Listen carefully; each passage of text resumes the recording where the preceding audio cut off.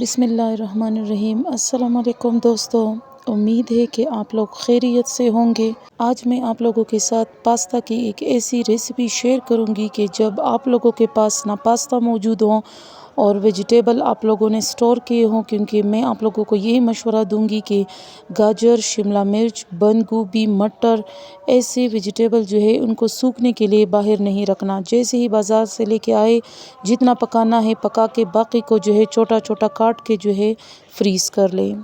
अब ये रात का टाइम था और बच्चों ने कहा कि हमें पास्ता जो है चाहिए, तो मेरे पास सारे वेजिटेबल जो थे वो फ्रीज़ मौजूद थे, शुक्र अल्हम्दुलिल्लाह। और पास्ता जो लाने का जो है टाइम ही नहीं था, मेरे पास मैकरोनी मौजूद थे, तो मैंने कहा इसी से काम चला लेती हूँ और मैं आप लोगों को एक ज़बरदस्त पास्ता की रेसिपी शेयर करूँगी। सबसे पहले जो है चिकन को छोटे छोटे पीसेस में काट के उसको अलहदा रखा है।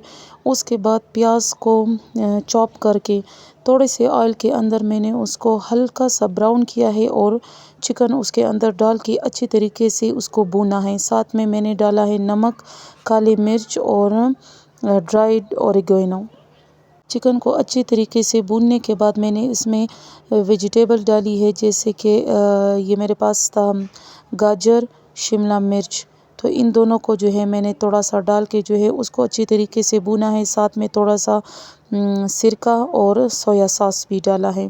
सब्जियां जब अच्छी तरीके से जो है मैंने भुनी है, उसके बाद मैंने उसको हटा के उसी फ्राई पैन में मैंने डाला है थोड़ा सा ऑयल।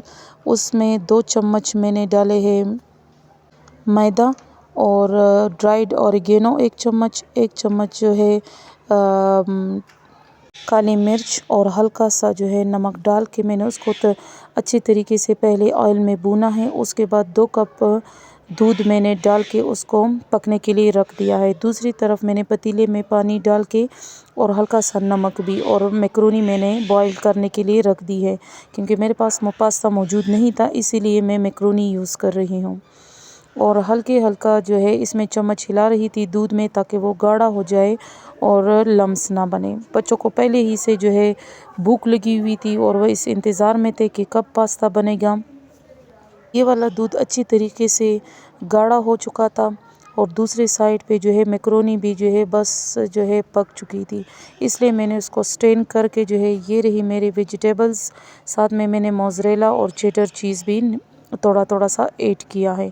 इन सब को निकाल के जो है मैंने दूध के अंदर वो बॉयल जो है मैक्रोनी और सब्जियां, चिकन, ये सारा कुछ उसके अंदर डाला है और हल्की सी आंच लगाई है ताकि वो दम पे रहे, ताकि चीज़ इसमें सारा कुछ जो है मिक्स हो जाए। थोड़े टाइम बाद मैंने जब ढक्कन हटाया है तो ज़बरदस्त किस्म का पास्ता तैयार था, जिसका बच्चों को बहुत ही इंतज़ार था और उन लोगों ने इसको बहुत ही एंजॉय किया। आप लोग भी रेसिपी को ज़रूर ट्राई करें और कमेंट में ज़रूर बताएं। मुझे लाइक और सब्सक्राइब करना मत भूलिए।